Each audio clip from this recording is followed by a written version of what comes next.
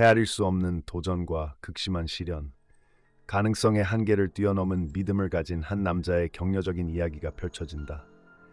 천상의 경이로움을 목격하고 그리스도와 어깨를 나란히 하고 치명적인 위험에 직면하여 죽음 자체를 거부하는 형언할 수 없는 힘에 둘러싸여 있는 자신을 발견하는 것을 상상해 보십시오. 이것은 단순히 믿음에 대한 구시대적인 서술이 아닙니다.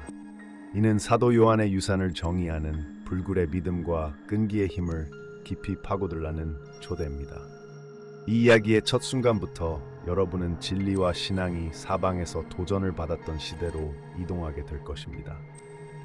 존의 특별한 삶을 함께 탐구하면서 우리는 그의 놀라운 생존의 본질뿐만 아니라 의심과 두려움의 어둠 속에서 우리를 인도하는 그가 여전히 발산하는 빛도 발견하게 될 것입니다.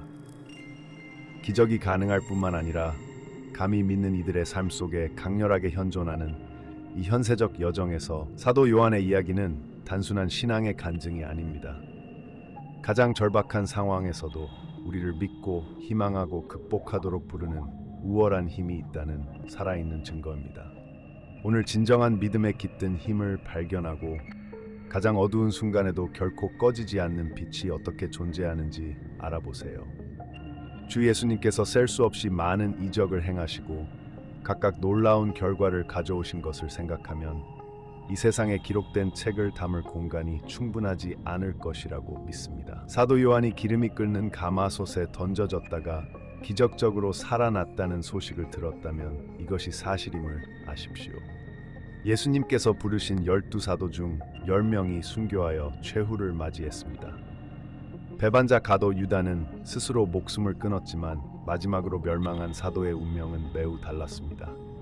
사도 요한은 예수님의 가장 가까운 제자 중 한 사람이었으며 신약 성서의 일부 본문을 쓴 사람이었습니다. 요한은 종종 기독교 전통에서 사랑받는 제자로 인식됩니다. 세베대와 마리아 살로메의 아들인 그의 형제 야고보도 예수의 12제자 중 한 사람이었습니다. 야고보는 복음서에서 항상 처음으로 언급되기 때문에 요한보다 나이가 많았을 가능성이 높습니다. 사도 요한은 직업상 어부였습니다. 그의 아버지는 어업 사업을 하는 부유한 사람이었으며 여러 직원을 거느리고 있었습니다. 요한은 예수께 부름을 받았을 때 아마도 24세쯤 되었던 두 사도 중 더 어린 사람이었을 것입니다. 요한은 예수의 제자가 되기 전에 세례 요한을 따랐습니다. 요한은 예수님을 처음 만났고 잠시 후에 그의 끊임없는 제자 중 한 사람이 되었습니다. 복음서에 나오는 일부 사건을 통해 우리는 요한의 성격, 성품, 외모를 더 잘 이해할 수 있습니다. 한 번은 주 예수께서 요한과 야고보를 우레의 아들들이라고 부르셨는데 이는 아마도 두 형제의 성급한 기질을 언급하셨을 것입니다. 이는 정상적으로 감정을 통제했음에도 불구하고 특정 상황에서는 분노가 빠르게 표면화되었음을 시사합니다.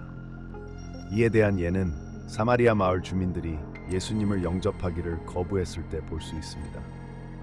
그 순간 두 형제는 즉각 주님, 저희가 하늘에서 불을 내려 저들을 멸하기를 원하십니까? 라고 제안했습니다. 또 다른 경우에는 예수의 12사도 그룹에 속하지 않은 사람이 귀신을 쫓아내고 있었습니다. 그런 다음 요한은 주님께 불평하러 가서 말했습니다. 주님, 어떤 사람이 당신의 이름으로 귀신을 쫓아내는 것을 우리가 보고 그가 우리를 따르지 않기 때문에 금했습니다. 그러한 말은 열정적인 기질을 나타내지만 또한 사도 요한과 그의 형제가 주 예수에 대해 가졌던 깊은 사랑과 큰 충성을 드러냅니다. 이는 요한만큼 예수님을 친밀하게 아는 사람이 없다는 뜻입니다. 그는 날마다 예수님과 동행했습니다. 최후의 만찬날 밤, 그는 예수님의 가슴에 기대었던 사람이었습니다. 그는 배신자의 신원에 대해 개인적으로 물었습니다. 요한은 주 예수님으로부터 가장 많은 책임을 맡았으며 신약에 나오는 거의 모든 순간과 사건에 참석했습니다. 우리는 예수님의 사역 중 세 가지 중요한 사건을 강조하는데 요한도 그 사건에 참석했습니다. 첫째, 예수님께서 야이로의 딸을 부활시키셨을 때 5장 37절. 둘째, 변형의 순간에 마태복음 17장 1절. 셋째, 예수님께서 겟세마네에 계실 때였습니다. 마태복음 26장 37절. 더욱이 복음서 기자 누가는 요한과 베드로가 주 예수님으로부터 유월절 식사, 즉 주님의 최후의 만찬을 준비하는 일을 맡은 두 사람이었다고 알려줍니다. 십자가에 못 박히시는 순간에 사도 요한은 갈보리에서 예수님과 가장 가까이 나타난 제자입니다. 그는 또한 그의 어머니 마리아를 돌보는 임무도 예수님으로부터 받았습니다. 예수님께서 승천하신 후에 요한은 예루살렘에 있는 약 120명의 제자들이 모인 가운데 있었는데 그때에 마띠아가 제비를 뽑아 다른 11사도와 함께 계수되었습니다. 요한은 오순절날 성령이 부어지는 자리에 참석했고 그 결과 그날 회중에 3,000명이 더해졌습니다. 스데반이 분노한 유대인들에게 죽임을 당한 후 예루살렘 교회에 큰 박해가 일어나 제자들은 흩어졌으나 요한은 다른 사도들과 함께 예루살렘에 남아 있었습니다.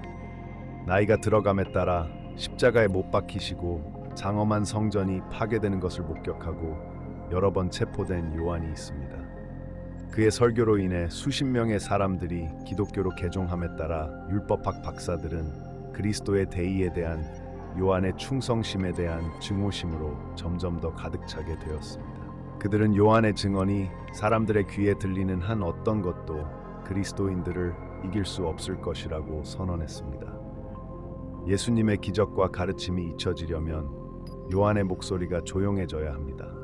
다른 사도들과 마찬가지로 요한도 하나님의 말씀을 전파하는 일로 생애 동안 많은 박해를 겪었습니다. 그리스도 이후 81년쯤에 로마 황제 도미티아누스가 등장했습니다. 그는 자신의 인격을 하나님 자신으로 숭배하기를 요구하기 시작했습니다. 그는 기독교인들을 객관적으로 박해한 최초의 황제였습니다. 그를 하나님으로 숭배하기를 거부한 사람들은 채찍질을 당하고 투옥되고 살해당했습니다. 도미티아누스는 요한을 로마로 불러 당국 앞에서 그의 신앙에 대한 재판을 받게 했습니다. 사도의 미덕은 그가 이단을 가르치고 신이라고 비난하는 거짓 증인들에 의해 손상되었습니다. 이러한 혐의로 주왕은 체포되어 사형을 선고받았습니다. 주왕은 콜로세움 중앙으로 끌려갔고 그곳에서 수백 명의 사람들이 그의 처형을 기다리고 있었습니다. 그는 끓는 기름 가마에 던져졌으나 여호와께서 그의 충성된 종의 생명을 보존하사 풀무불 가운데서 히브리인 세 사람의 생명을 구원하신 것과 같이 그의 머리카락 하나도 타지 아니하였느니라. 그 순간 군중은 무릎을 꿇고 하나님께 영광을 돌렸습니다. 그 큰 기적에 놀란 황제는 감히 요한의 생명을 더 이상 해칠 수 없었습니다. 그리고 다시 사도에게 박해의 손길이 닿았고 황제의 명령에 따라 요한은 정죄를 받아 반모섬으로 추방되었습니다. 하나님의 말씀과 예수 그리스도의 증거, 계시록 1장 9절. 일부 역사가들은 반모섬이 로마 제국의 통치하에 있던 감옥섬이었으며 가장 위험한 죄수들만이 그곳으로 보내졌다고 주장합니다. 그렇다면 당시에는 여전히 일종의 최대 보안 감옥 역할을 했을 것입니다. 반모섬의 죄수들은 죽을 때까지 고된 일을 해야 했습니다. 요한의 적들은 그의 영향력이 더 이상 중요하지 않을 것이며 그가 궁핍과 강제노동, 고통으로 죽을 것이라고 생각했습니다. 그러나 하나님의 종에게는 그의 고독한 처소가 천국의 문이 되었습니다. 요한에게는 하나님과 주 예수 그리스도와 하늘의 천사들이 함께 있었습니다. 그는 그분으로부터 장례를 위해 교회에 전하라는 지시를 받았습니다. 도미티아누스 황제가 죽은 후 요한은 파트모스 섬을 떠나 에베소로 돌아와 자연사할 때까지 그곳에서 설교했습니다. 일부 저술가들은 사도 요한이 노년기에 사망하여 말년에 그리스도인 집회에 참석해야 했다고 주장합니다. 많은 목회자들의 관심이 끓는 기름 가마솥에서의 이 기적에 대해 설교하고 있지만 요한이 반모섬으로 끌려가기 전에 가마솥에 던져졌다고 말할 근거를 주는 성경 구절은 없습니다. 이 경우에 우리가 가지고 있는 것은 단지 이 말을 하는 당시 소위 교부들의 전통일 뿐입니다. 요한의 이야기는 하나님께서 나이든 일꾼들을 어떻게 사용하실 수 있는지를 보여주는 신뢰가 되는 삶을 우리에게 제공합니다. 많은 사람들이 요한을 부러진 갈대라고 여겼을 때 요한은 반모섬으로 유배되었습니다. 하나님 나라를 위해 봉사할 시간은 이미 지나갔습니다. 비록 일상생활에서 쫓겨났지만 그는 진리를 증거하는 데 실패하지 않았습니다. 반모섬에서도 그는 친구를 사귀었고 무엇보다도 하나님 나라를 위한 영혼들을 구원했습니다. 사도 요한의 기적적인 생존은 그의 신자들에 대한 놀라운 하나님의 개입을 보여줍니다. 요한은 끓는 기름 가마솥에 잠겨 있었지만 하늘의 개입으로 인해 상처 하나 없이 살아났습니다. 내러티브는 성경 이야기의 맥락에서 펼쳐지며 예수님의 가장 가까운 제자 중 한 사람으로서 요한의 중요한 역할과 기독교 신앙에 대한 그의 확고한 헌신을 조명합니다. 사랑받는 제자로 알려진 요한은 예수님의 가장 가까운 동료 중 한 사람이었으며 요한복음, 새서신, 요한계시록을 포함한 여러 신약 성서의 저자였습니다. 그리스도에 대한 그의 흔들리지 않는 헌신과 예수의 가르침에 대한 깊은 이해는 초기 기독교 공동체 내에서 저명한 인물로서의 그의 정체성을 형성했습니다. 전통에 따르면 요한은 로마 황제의 칙령에 따라 박해를 받고 끓는 기름에 던져져 사형을 선고받았습니다. 그러나 그는 기적적으로 무사히 나타났으며 이는 사드락과 메삭과 아벳느고가 불타는 용광로 속에서 보호를 받은 것과 유사하게 하나님의 보호가 그에게 주어졌음을 입증했습니다. 내러티브는 요한의 생존이 하나님의 기적적인 개입에 기인하기 때문에 하나님의 개입에 대한 믿음을 강조하고 기적적인 구원이라는 성경적 주제를 강조합니다. 기적적으로 생존한 후 요한은 파트모스 섬으로 추방되었으며 그곳에서 신성한 계시를 받고 죽을 때까지 계속해서 기독교 메시지를 전파했습니다. 사도 요한의 기적적인 생존이라는 주제는 초기 기독교 순교자들의 특징이었던 지속적인 믿음과 하나님의 보호를 요약합니다. 요한의 이야기는 박해와 역경 속에서도 믿음의 힘과 개인의 믿음에 대한 흔들리지 않는 헌신에 대한 간증이 됩니다. 그의 놀라운 여정을 통해 요한은 신자들에게 하느님의 섭리를 신뢰하고 기독교 신앙에 대한 헌신을 굳건히 유지하도록 영감을 줍니다. 요한의 기적적인 경험에 대한 탐구를 마치면서 우리는 역경에 직면했을 때에도 변함없는 믿음의 힘과 하나님의 섭리를 상기하게 됩니다. 요한의 이야기는 희망의 등불 역할을 하며 가장 무서운 상황에서도 주님의 변함없는 보호와 인도를 신뢰하도록 촉구합니다. 여러분의 모범이 우리가 믿음으로 걷고 하나님과 함께라면 모든 것이 가능하다는 것을 인식하도록 격려해 주시기를 바랍니다. 사도 요한의 삶과 기적적인 생존을 묵상하면서 우리는 그를 신실하게 따르는 사람들의 삶에 나타나는 하나님의 은혜와 능력에 깊은 감동을 받습니다. 시련과 기적, 흔들리지 않는 믿음으로 얼룩진 요한의 궤적은 하느님의 뜻에 따라 살려고 노력하는 사람들의 길을 밝혀줄 뿐만 아니라 역경에도 불구하고 우리의 믿음을 굳건히 유지하도록 우리에게 영감을 줍니다. 히브리서 11장 1절에 보면 믿음은 바라는 것들의 실상이요 보지 못하는 것들의 증거니라고 했습니다. 사도 요한의 삶은 이 진리를 예시하며 하나님에 대한 흔들리지 않는 믿음이 우리를 어떻게 가장 극심한 시련 속에서도 우리를 온전하게 유지하고 영 안에서 강하게 유지할 수 있는지를 보여줍니다. 로마서 8장 37절은 이 모든 일에 우리를 사랑하시는 이로 말미암아 우리가 넉넉히 이기는이라고 우리에게 확신시켜 줍니다. 요한의 이야기는 박해와 임박한 죽음에 직면했을 때에도 하나님의 보호와 사랑이 우리를 둘러싸고 우리의 가장 큰 도전을 영적인 승리로 변화시킨다는 것을 보여주는 이 약속에 대한 강력한 증거입니다. 야고보서 1장 12절에 시련을 참는 자는 복이 있나니 이는 옳다 하심을 받은 후에 주께서 자기를 사랑하는 자들에게 약속하신 생명의 면류관을 얻을 것이기 때문이라고 했습니다.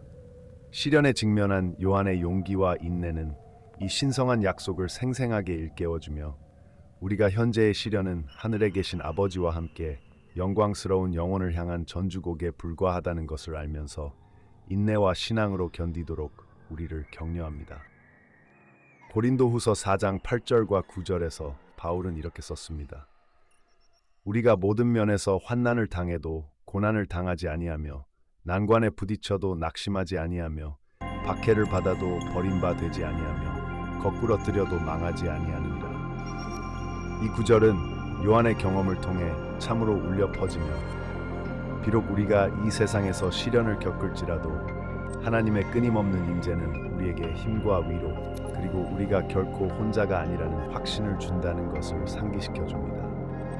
오늘 우리는 진정한 힘은 인간의 능력에 있는 것이 아니라 하느님의 인도와 보호를 온전히 신뢰하면서 하느님의 뜻에 굴복하는 능력에 있다는 것을 인식하면서 우리 자신의 영적 여정을 성찰하도록 초대받습니다. 요한의 삶이 우리 각자가 믿음과 용기와 사랑으로 살아가고 미래의 그리스도와 함께 영화롭게 될 것이라는 약속에 우리의 시선을 고정시키도록 영감을 주기를 바랍니다. 우리도 요한처럼 우리 삶에서 하나님의 선하심과 능력을 증거하고 구원의 목마른 세상에서 희망과 진리의 등대가 되기를 바랍니다. 그리고 오늘 이 영상을 보면서 신성한 임재를 느꼈고 그리스도와의 변화적인 만남을 갖고 싶고 인생의 새로운 단계를 시작하고 싶거나 어떤 이유로든 그 길에서 벗어났다가 다시 결심을 새롭게 하고 싶다면 비록 여행 중에 예수 그리스도를 주님으로 영접한 적이 없더라도 나는 여러분이 그리스도를 영접하도록 사랑으로 초대합니다. 아래에 다음과 같은 의견을 남겨주세요. 주 예수님, 당신을 나의 유일하고 충분한 주님이자 내 삶의 구원자로 받아들입니다. 이 콘텐츠가 귀하에게 가치가 있었다면 구독을 통해 많은 지원을 부탁드리며 저희 영상을 더 많이 시청해 주시기 바랍니다. 함께하면 더 많은 마음을 깨우치고 하나님의 말씀을 확장할 수 있습니다. 이 자리에 참석해 주셔서 감사드리며 하나님의 축복이 있기를 바랍니다.